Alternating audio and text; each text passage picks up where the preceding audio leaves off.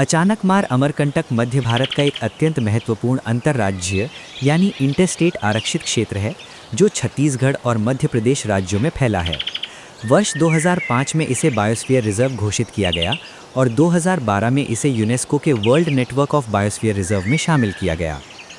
भौगोलिक एवं भूवैज्ञानिक विशेषता। ये क्षेत्र 3 प्रमुख पर्वत श्रृंखलाओं मैकल, विंध्य और सतपुड़ा के जंक्शन पर स्थित है। यहाँ का भूतत्व अद्वितीय है, जिसमें ग्रेनाइट, बलुआ पत्थर और बॉक्साइट प्रचुर मात्रा में पाए जाते हैं। सबसे महत्वपूर्ण बात यह है कि ये 3 प्रमुख नदियों नर्मदा, सोन और जोहिला का उद्गम स्थल है। पारिस्थितिकी और जैव विविधता। यहाँ का 63% हिस्सा उष्णकटिबंधीय नम पर्णपाती वनों से ढका है। वनस्पति। यहाँ पौधों की लगभग 1500 प्रजातियाँ हैं। जीव जंतु। यहाँ बाघ, गौर, भारतीय बाइसन, भालू और 4 सींग वाले मृग पाए जाते हैं। संकटापन्न प्रजातियाँ।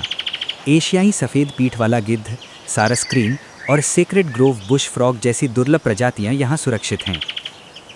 सामाजिक और सांस्कृतिक महत्व। यहाँ लगभग 27 जनजातीय समुदाय जैसे बैगा, गोंड, कोल और कंवर निवास करते हैं, जिनका जीवन वनोपज और औषधीय पौधों पर निर्भर है। अमरकंटक, जो नर्मदा का उद्गम स्थल है, एक पवित्र तीर्थ स्थल है जहां आदि शंकराचार्य ने भी ध्यान किया था। संरक्षण की चुनौतियां। अत्यधिक दोहन, जल निकायों में खरपतवार, रासायनिक उर्वरकों का उपयोग और बढ़ता पर्यटन यहाँ की पारिस्थितिकी के लिए मुख्य चिंता के विषय हैं। यूपीएससी अभ्यास प्रश्न। प्रारंभिक परीक्षा हेतु प्रीवियस ईयर पैटर्न एमसीक्यू। प्रश्न। अचानकमार अमरकंटक जीव मंडल आरक्षित क्षेत्र के संबंध में निम्नलिखित कथनों पर विचार कीजिए। 1. ये केवल छत्तीसगढ़ राज्य में स्थित है। 2. यह मैकल, सतपुड़ा और विंध्य पर्वत श्रृंखलाओं के मिलन बिंदु पर स्थित है। 3. नर्मदा और सोन जैसी प्रमुख नदियों का उद्गम इसी क्षेत्र से होता है। उपर्युक्त में से कौन सा से कथन सही है? ए. केवल 1 और 2। बी. केवल 2 और 3। सी. केवल 1 और 3। डी. 1, 2 और 3।